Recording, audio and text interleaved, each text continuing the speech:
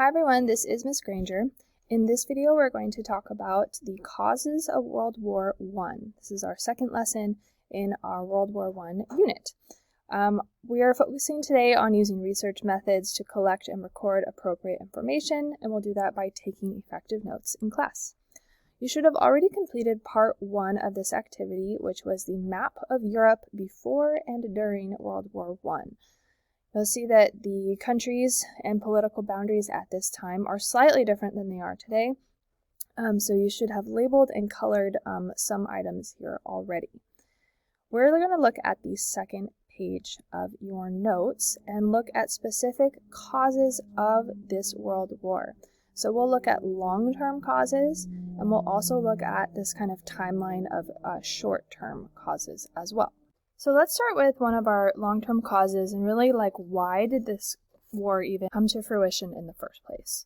Well, first, European countries had colonies that they wished to protect. Many of these colonies were in Africa and in Asia, and what they really got from these colonies were raw materials that then helped their empires grow.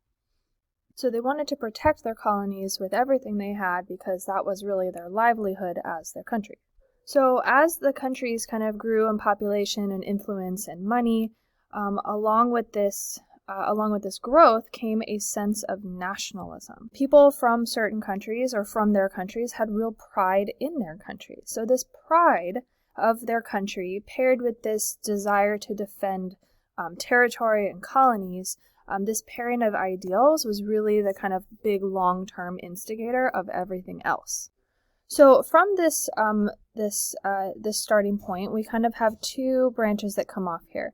One of the effects of this nationalism and colony desire to defend was an increase in military spending, and the second one was the alliance systems. So one of the first things that happens is that between 1900 and 1914, the big European countries more than doubled their spending on armies.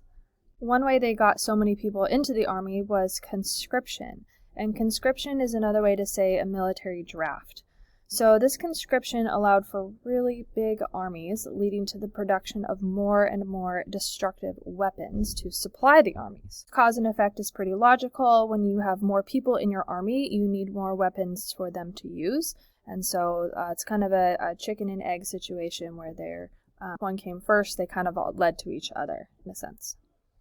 So this was sort of concerning for different parties, and so there were attempts to stop this arms or weapons buildup, and those attempts happened in a location in the Netherlands known as the Hague. So it's right here kind of on the coast. And there were actually two attempts to stop the military buildup in 1899 and in 1907, but they were unsuccessful. People were nervous and countries were nervous, and so it kind of snowballed. The second thing that really came out of this sense of nationalism and colony protection was these alliances started to emerge. So by 1907, there were two rival alliances. We have the Triple Alliance, which was made up of Germany, Italy, and Austria-Hungary. Italy changes sides pretty quickly. And the Triple Entente, made up of France, Russia, and Great Britain. So overall, this increase in military spending, more people in the army, along with these very official alliances that start to emerge, we start to have pretty big problems. In the next lesson, and then the next video rather, you're going to learn more about the Anglo-Germany rival and the need to plan for war.